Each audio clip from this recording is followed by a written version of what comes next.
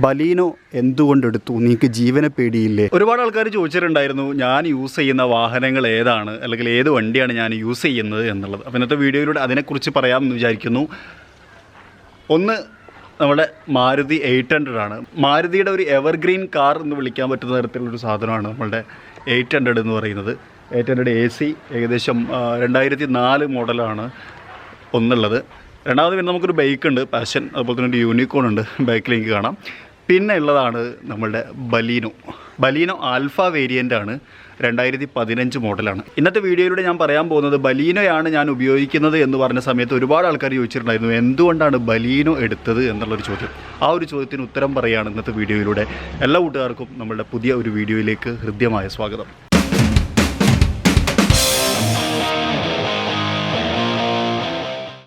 അപ്പോൾ ഇതാണ് നമ്മളുടെ ബലീനോ. ഈ ബലീനോ എന്ന് പറഞ്ഞു കഴിഞ്ഞാൽ ഞാൻ പറഞ്ഞു 2015 മോഡലാണ്. ഇതിന് ശേഷം ഇതിൻ്റെ ഫേസ് ലിഫ്റ്റ് വന്നിട്ടുണ്ട്. അതുപോലെ തന്നെ ഇതൊരു ആൽഫ വേരിയൻ്റ് ആണ്. അപ്പോൾ ഏകദേശം 5 വർഷം മുമ്പ്, 2015 വേരിയൻ്റ് എന്ന് പറയുമ്പോൾ 5 വർഷം മുമ്പ് എടുത്ത ഒരു വാഹനമാണ്. അന്ന് എടുക്കുന്ന സമയത്ത് നമ്മൾ ചാനൽ തുടങ്ങിയിട്ടില്ല എന്നുള്ളതാണ് യാഥാർത്ഥ്യം. നമ്മളിപ്പോൾ ചാനൽ തുടങ്ങിയിട്ട് ഏകദേശം 1 വർഷം മാത്രമാണ് കഴിഞ്ഞത്. അന്ന് ഈ ബലീനോ എടുക്കാനുണ്ടായ കാരണങ്ങളും ഇന്ന് അത് എത്രമാത്രം ശരിയാണ് എന്നുള്ളതും വേണമെന്നുണ്ടെങ്കിൽ ബലീനോയെ പറ്റിയിട്ടുള്ള ഒരു യൂസർ റിവ്യൂ എന്നൊക്കെ വേണമെങ്കിൽ നമുക്കിതിനെ പരിചയപ്പെടുത്താം. ആ തരത്തിലാണ് പറയാൻ പോകുന്നത്. ഒന്നാമത് നമ്മൾ ഈ ഒരു വാഹനം എടുക്കാനുള്ള കാരണം ഇത് മാരുതി സുസുക്കിയുടെ വാഹനമാണ് എന്നുള്ളത് തന്നെയാണ്. നമുക്കറിയാം മാരുതി സുസുക്കി ഇന്ത്യൻ വാഹന നിർമ്മാണ മേഖലയിൽ ഒരുപാട് വർഷത്തെ അനുഭവ സമ്പത്തും അതുപോലെ തന്നെ ഒരുപാട് ബഡ്ജറ്റ് കാറുകൾ വിപണിയിൽ ഇറക്കുകയും ചെയ്യുന്ന ഒരു വാഹന നിർമ്മാണ കമ്പനിയാണ്. അത് വെച്ച് നോക്കുന്ന സമയത്ത് മാരുതിയുടെ ആഫ്റ്റർ സെയിൽസ് എന്ന് പറയുന്ന ഘടകം മറ്റ് എല്ലാ കമ്പനികളോടും അല്ലെങ്കിൽ അതിനേക്കാളും മുകളിലാണ് എന്നുള്ളതൊരു സത്യമാണ്. അങ്ങനെ എടുത്ത് നോക്കുമ്പോൾ ഒരുപാട് കാര്യങ്ങൾ എടുത്ത് നോക്കാറുണ്ട്. ഒന്ന്, ആഫ്റ്റർ സെയിൽസ്, അതായത് നമ്മൾ സർവീസിന് വേണ്ടിയിട്ട് സർവീസ് സെൻറ്ററിലേക്ക് പോകുന്ന സമയത്ത് അവരുടെ ബിഹേവിയർ, അത് ഒരു ഘടകമാണ്. അതുപോലെ തന്നെ സ്പെയർ പാർട്സിൻ്റെ അവൈലബിലിറ്റി, അതും ഒരു ഘടകമാണ്. ഈ സ്പെയർ പാർട്സിൻ്റെ കോസ്റ്റ്, അതും വളരെ പ്രധാനപ്പെട്ട ഘടകമാണ്. ഇങ്ങനെയൊക്കെ നോക്കുമ്പോൾ ഈ വാഹനത്തിൻ്റെ, അതായത് മാരുതി വാഹനങ്ങളുടെ ഏറ്റവും വലിയ പ്രത്യേകത എല്ലാ സ്പെയർ പാർട്സ് സെൻറ്ററുകളിൽ പോയി കഴിഞ്ഞാലും ഇതിൻ്റെ പാർട്സുകൾ നമുക്ക് വളരെ സിമ്പിളായിട്ട് അവൈലബിൾ ആവും എന്നുള്ളതാണ്. അതായത് മറ്റു സ്ഥലങ്ങളിലേക്ക് ഓർഡർ ചെയ്ത് വരുത്തിക്കേണ്ട ഒരു സാഹചര്യമൊന്നുമില്ല. പിന്നെ ഏത് സർവീസ് സെൻറ്ററിൽ കൊണ്ടുപോയി കൊടുത്തു കഴിഞ്ഞാലും റിപ്പയർ ചെയ്യാൻ എല്ലാവർക്കും അറിയും എന്നുള്ളതും വലിയ ഒരു അഡ്വാൻറ്റേജ് തന്നെയാണ്. നമുക്ക് എവിടെയും കൊടുക്കാൻ പറ്റും. അതായത് ഏത് സർവീസ് സെൻറ്ററുകളിലും കൊടുത്തു കഴിഞ്ഞാലും നമുക്ക് വളരെ പെട്ടെന്ന് വളരെ സിമ്പിളായിട്ട് കോസ്റ്റ് എഫക്റ്റീവായിട്ട് തന്നെ സർവീസ് ചെയ്തെടുക്കാൻ പറ്റും. അതുപോലെ തന്നെ ഇത് വണ്ടി ഇടിക്കുകയോ അല്ലെങ്കിൽ മറ്റെന്തെങ്കിലും പാർട്സുകൾക്ക് കേടുവരികയോ ചെയ്തു കഴിഞ്ഞാൽ വലിയ ഒരു കോസ്റ്റ് നമുക്ക് സ്പെൻഡ് ചെയ്യാതെ തന്നെ ഈ വാഹനത്തെ നന്നാക്കി എടുക്കാൻ പറ്റും എന്നുള്ളതും മാരുതിയുടെ വാഹനമാവുന്നത് കൊണ്ടുള്ള മറ്റു പ്രത്യേകതയാണ്. മറ്റ് കമ്പനികൾക്കൊന്നും ഇല്ല എന്നല്ല പറയുന്നത്, പക്ഷേ മാരുതിയുടെ ഏറ്റവും വലിയ ഹൈലൈറ്റ് അത് തന്നെയാണ്. മാത്രമല്ല വൈഡ് അവൈലബിലിറ്റി ഓഫ് സർവീസ് സെൻറ്ററുകൾ, വലിയ ഒരു കവറേജ് നമുക്ക് കിട്ടും. അത് ഒരുപാട് ഡീലേഴ്സ് നിലവിൽ കേരളത്തിൽ തന്നെയുണ്ട്. മലപ്പുറം ജില്ലയിൽ തന്നെ 2 ഡീലർഷിപ്പുകളൊക്കെ നമുക്ക് കാണാൻ കഴിയും. അതുപോലെ തന്നെ എല്ലാ ജില്ലകളിലും അതുണ്ട്. അപ്പോൾ ഒരു സ്ഥലത്ത് നമുക്ക് ഇഷ്ടപ്പെട്ടിട്ടില്ല എന്നുണ്ടെങ്കിൽ മറ്റൊരു സ്ഥലത്ത് കൊണ്ടുപോയി നന്നാക്കാനുള്ള ഒരു ഓപ്ഷനും നമുക്കുണ്ട്. അതായത് നമ്മൾ വണ്ടി എടുത്ത് കഴിഞ്ഞിട്ട് നമുക്ക് കിട്ടേണ്ടതായിട്ടുള്ള കാര്യങ്ങൾ വളരെ നീറ്റ് ആൻഡ് ക്ലിയർ ആയിട്ട് കിട്ടാൻ, അല്ലെങ്കിൽ അത് അവൈലബിൾ ആക്കാൻ മാരുതി എന്ന് പറയുന്ന വാഹന നിർമ്മാണ കമ്പനിക്ക് സാധിച്ചിട്ടുണ്ട് എന്നുള്ളതാണ് മാരുതി വാഹനം എടുക്കാൻ ഇന്നും ആളുകളെ പ്രേരിപ്പിക്കുന്നത് എന്ന് എനിക്ക് തോന്നിയിട്ടുണ്ട് പലപ്പോഴും. അത് ഒരു പരിധിവരെ ഇന്നും സത്യമാണ്. 5 വർഷം മുമ്പ് എന്തായാലും സത്യമായിരുന്നു. ഇന്ന് കുറച്ചും കൂടി കോമ്പറ്റീഷൻ കൂടി വരികയാണ്. എന്നിരുന്നാലും അത് ഒരു സത്യമായിട്ടുള്ള ഫാക്ടർ തന്നെ ആയിട്ട് ഇപ്പോഴും നിലനിൽക്കുന്നുണ്ട്. രണ്ടാമത്തേതെന്ന് പറഞ്ഞു കഴിഞ്ഞാൽ ഇതിൻ്റെ ഒരു ഡിസൈനാണ്. ഒരു ജപ്പാൻ ഡിസൈൻ സ്റ്റൈല്, ആ ക്യാരക്ടർ ലൈനുകളും അതുപോലെ തന്നെ ആ ഒരു ഫ്ലോട്ടിംഗ് ഡിസൈൻ എന്നൊക്കെ നമുക്ക് വിളിക്കാൻ പറ്റുന്ന തരത്തിലുള്ള ഒരു മനോഹരമായിട്ടുള്ള ഒരു ഡിസൈൻ സ്റ്റൈല് ബലീനോക്ക് ഉണ്ട്. അത് നല്ലൊരു റോഡ് പ്രസൻസും നൽകുന്നുണ്ട് എന്ന് പറയാൻ കഴിയും കേട്ടോ. കാരണം ഈ ഒരു സ്റ്റൈൽ ഓഫ് ഡിസൈനിൽ നമ്മളധികം വാഹനങ്ങൾ കണ്ടിട്ടില്ല എന്ന് പറയാം. എല്ലാവർക്കും ഇഷ്ടപ്പെടുന്ന ഒരു വാഹന നിർമ്മാണ സ്റ്റൈലിലേക്ക് ബലീനോയെ കൊണ്ടുവന്നിട്ടുണ്ട് എന്നുള്ളത് വളരെ സത്യമായിട്ടുള്ളൊരു കാര്യമാണ്. നമുക്ക് കോർണറിലൊക്കെ നോക്കുന്ന സമയത്തുണ്ടോ ആ ഒരു ബോഡി ക്യാരക്ടർ ലൈനുകളും അതുപോലെ തന്നെ വീൽ ആർക്കുകളും, ഒരു പ്രീമിയം വാഹനത്തിന് വേണ്ട എല്ലാ ഡിസൈൻ ഭംഗിയും ഈ വാഹനത്തിനകത്ത് കൊടുത്തിട്ടുണ്ട്. അതുപോലെ തന്നെ ബാക്ക് സൈഡിൽ നിന്നുള്ള വ്യൂവും നല്ല രസകരമായിട്ടുള്ള വ്യൂ തന്നെയാണ്. അത് പ്രത്യേകം എടുത്തു പറയേണ്ട ഒരു കാര്യമാണ്. ബാക്ക് ഭാഗത്തുണ്ടല്ലേ നല്ല ഒരു രസകരമായ ഡിസൈനിലേക്ക് കൊണ്ടുവന്നിട്ടുണ്ട്. ബാക്കിലേക്കുള്ള ആ ഒരു ഡിസൈൻ, അതുപോലെ തന്നെ ആ ഒരു കർവും കാര്യങ്ങളുമൊക്കെ നല്ല ഭംഗിയുണ്ട്. ഒരു പ്രീമിയം വാഹനത്തിൻ്റെ ഒരു മട്ടിലേക്കൊക്കെ കൊണ്ടുവന്നിട്ടുണ്ട്. ആ ഒരു ക്രോമിയം പ്ലേറ്റിംഗ് ഒക്കെ കണ്ടില്ലേ, അത് നമുക്ക് പ്രത്യേകം എടുത്തു പറയാം. പിന്നെ നമുക്ക് പറയാൻ പറ്റുന്നൊരു കാര്യം എന്ന് പറഞ്ഞു കഴിഞ്ഞാൽ ഇതിൻ്റെ നീളം വീതി ഒക്കെ ഉള്ളത്. നിലവിൽ i20 ഏകദേശം 4040 മില്ലിമീറ്റർ ലെങ്ത്തിലേക്ക് വരുന്നുണ്ട്. അത് നിലവിലെത്തിയിട്ടില്ല.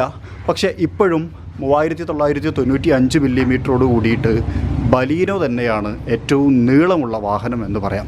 ഇനി ഒരു പ്രധാനപ്പെട്ട കാര്യം ഇതിൻ്റെ പ്രൈസാണ്. ഇത് ഡീസൽ എഞ്ചിനാണ്. പുതുതായിട്ട് വരുന്നതൊക്കെ പെട്രോൾ എഞ്ചിനുകളാണ്. നിങ്ങൾക്കറിയാം മാരുതി ഡീസൽ എഞ്ചിനുകൾ അവസാനിപ്പിച്ചിട്ടുണ്ട്, പെട്രോൾ എഞ്ചിനുകൾ മാത്രമാണ് വരുന്നത്. പക്ഷേ ഈ വാഹനം നമ്മൾ 2015 എടുത്തുകൊണ്ട് തന്നെ ഇതൊരു ഡീസൽ മോഡലാണ്. ഇതിന് അന്ന് വില വന്നത് എക്സ് ഷോറൂം ഏകദേശം 10,25,000 രൂപയാണ്.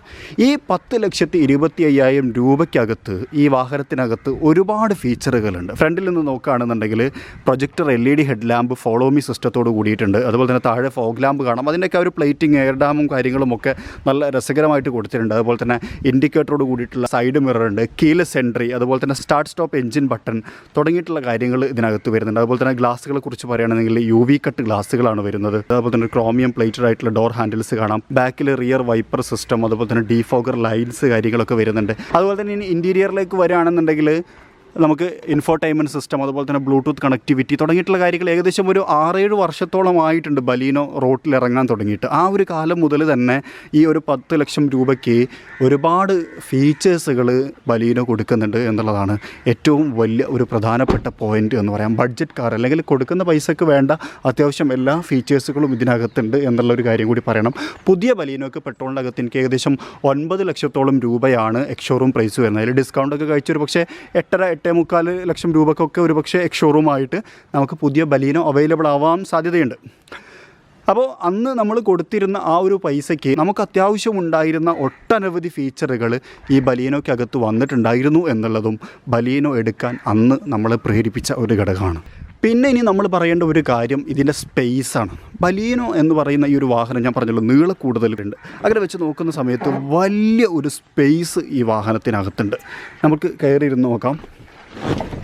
കണ്ടോ, ഞാൻ ഇരുന്നിട്ടും 5 അല്ല, എത്ര വലിയ ഗ്യാപ്പ് ശരിക്കുണ്ട്, ഇത്രത്തോളം ഗ്യാപ്പ് അല്ലേ, ഇത്രയും ഗ്യാപ്പ് ഈ വാഹനത്തിനകത്തുണ്ട്. അപ്പോൾ തന്നെ കാലൊക്കെ ഇങ്ങനെ നീട്ടി വെച്ച് നല്ല കംഫർട്ടായിട്ട് ഈ സീറ്റ് ഏറ്റവും മുന്നിലേക്ക് നീക്കിയിട്ടൊന്നുമില്ല.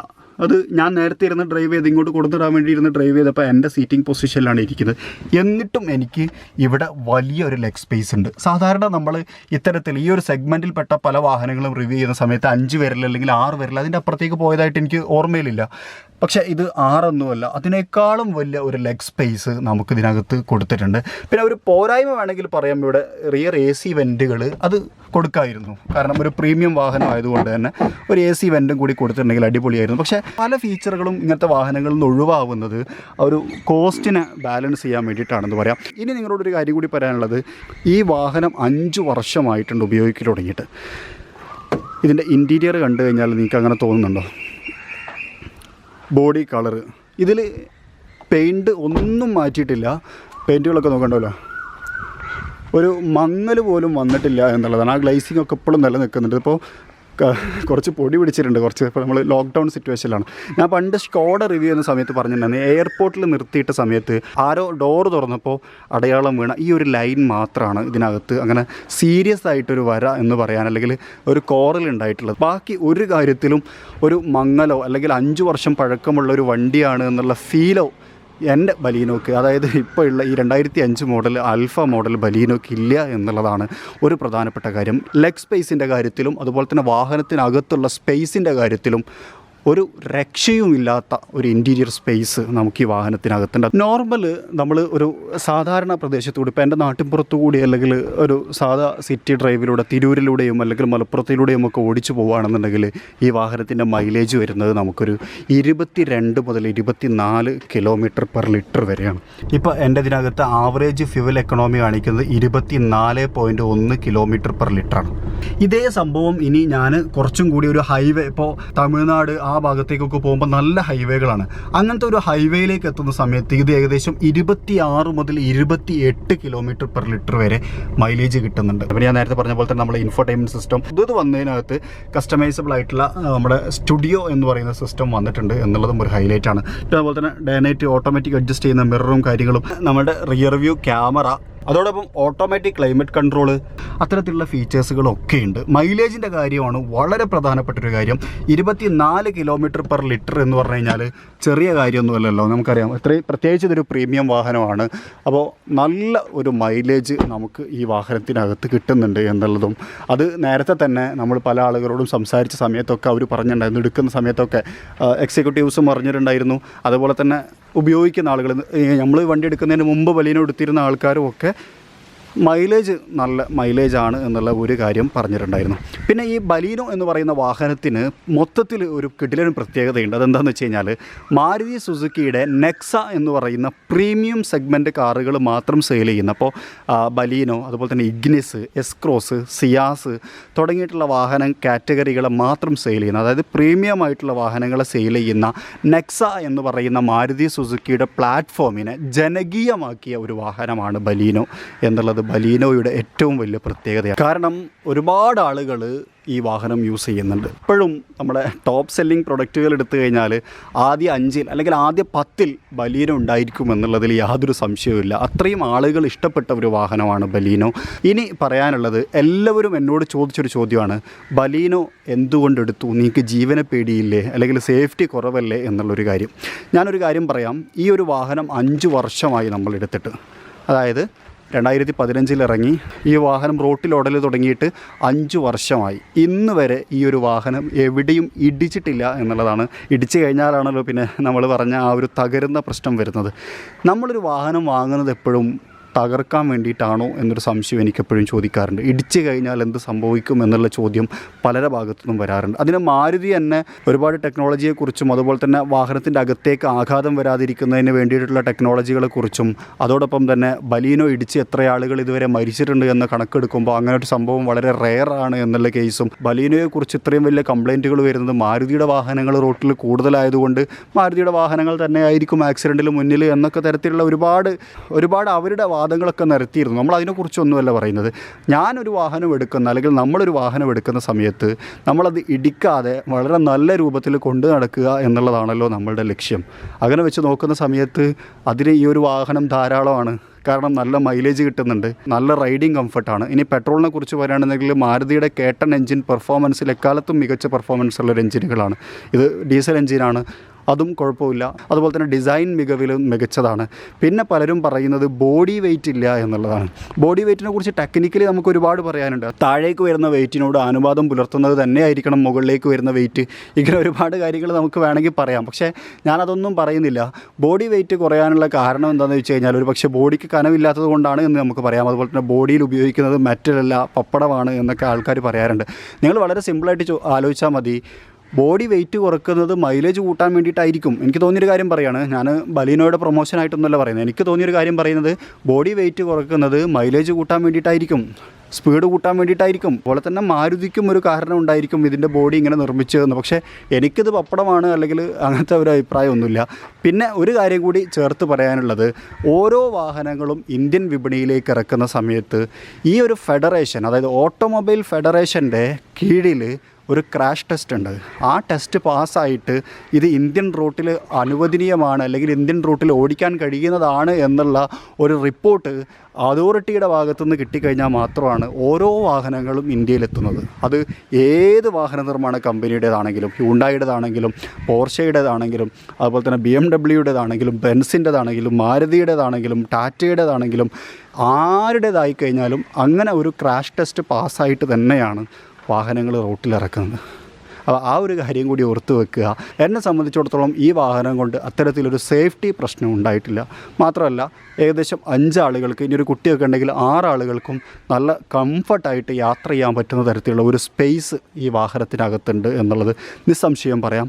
ഒരു ഫാമിലിക്ക് വേണ്ട ഒരു മൈലേജും ഈ വാഹനത്തിനകത്തുണ്ട്. അപ്പോൾ ഇത്രയൊക്കെ കാര്യങ്ങളാണ് ബലീനോ എന്ന് പറയുന്ന ഈ ഒരു വാഹനം ഞാൻ എടുക്കാനുണ്ടായ കാരണം.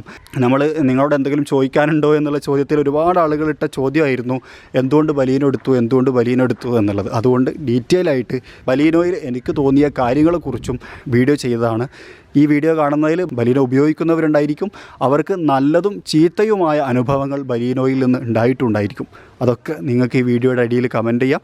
ഇതിൽ കൂടുതൽ എന്തെങ്കിലും സംശയങ്ങൾ നിങ്ങൾക്കുണ്ട് എന്നുണ്ടെങ്കിൽ അത് ചോദിക്കുകയും ചെയ്യാം. ഇതൊരു ബലീനോയുടെ പ്രൊമോഷനല്ല, നേരെ മറിച്ച് ഞാൻ എന്ന് പറയുന്ന വ്യക്തി, ഒരു സാധാരണക്കാരൻ എന്തുകൊണ്ട് ബലീനോ എടുത്തു എന്നുള്ള ചോദ്യത്തിന് ഉത്തരമാണ്. ചാനൽ തുടങ്ങുന്നതിൻ്റെ 4 വർഷം മുമ്പാണ് ഈ വാഹനം രജിസ്റ്റർ ചെയ്തിട്ടുള്ളത്. അപ്പോൾ അന്ന് ഇതെടുക്കാനുണ്ടായ കാരണം, അന്ന് പറഞ്ഞതൊക്കെ തള്ളുകളായിരുന്നോ എന്നുള്ളത് ഒരു 5 വർഷം കഴിഞ്ഞിട്ട് ഒരു യൂസർ റിവ്യൂ ചെയ്യുന്ന കാര്യങ്ങളാണ് നമ്മൾ ഇത്രയും നേരം പറഞ്ഞത്. ഇനിയും ഒരുപാട് കാര്യങ്ങൾ വേണമെങ്കിൽ പറയാം, അതായത് റീസെയിൽ വാല്യൂ കാര്യങ്ങളൊക്കെ. ഞാൻ അതിലേക്കൊന്നും കടക്കുന്നില്ല. പ്രധാനമായിട്ടും വണ്ടി ഉപയോഗിക്കാൻ വാങ്ങിയ ഒരാൾക്ക് തോന്നിയ കാര്യങ്ങൾ മാത്രമാണ് നമ്മൾ ഇതിനകത്ത് പറഞ്ഞിട്ടുള്ളത്. അപ്പോൾ എന്തായാലും അടുത്തൊരു വീഡിയോയിൽ ഇതിലും നല്ല വിശേഷങ്ങളുമായിട്ട് കാണാം. അതുവരെ ചെറിയൊരു ബ്രേക്ക്.